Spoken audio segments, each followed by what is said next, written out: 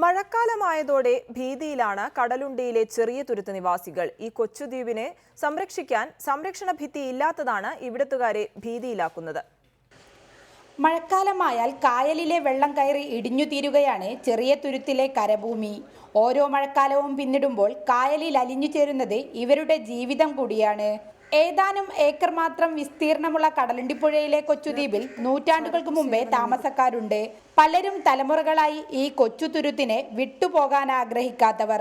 1975 ആദ്യമായി ചെറിയ തുരുത്തിനെ സംരക്ഷിക്കാൻ ഇറിഗേഷൻ ഡിപ്പാർട്ട്മെന്റ് സംരക്ഷണ ഭിത്തി നിർമ്മിച്ചത്.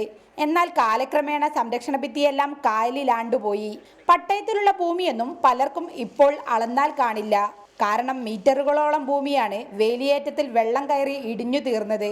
ഇപ്പോൾ ഇടിഞ്ഞു തീരുന്ന തുരുത്തിനെ നോക്കി നെടുവീർപ്പിടുകയാണ് ചെറിയ തുരുത്തിക്കാർ. തീറ്റിമക്കാർ മുഴുവനും പേടിച്ചുകൊണ്ടാണ് ഈ തീറ്റിമിൽ ജീവിക്കുന്നത്. സർക്കാരായിട്ട് ബന്ധപ്പെട്ട് കണ്ട് ഒരുപാട് തവണ ഞങ്ങൾ ഈ സൈഡ് ഭിത്തി കെട്ടാൻ വേണ്ടിയിട്ട് അപേക്ഷകളും കാര്യങ്ങളും കൊടുത്തതാണ്. പക്ഷെ ഇന്ന് വരെ അത് പ്രാബല്യത്തിൽ വന്നിട്ടില്ല.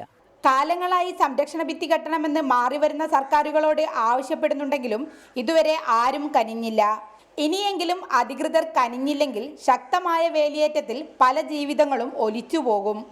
T K Sabeena, reporter, Kozhikode.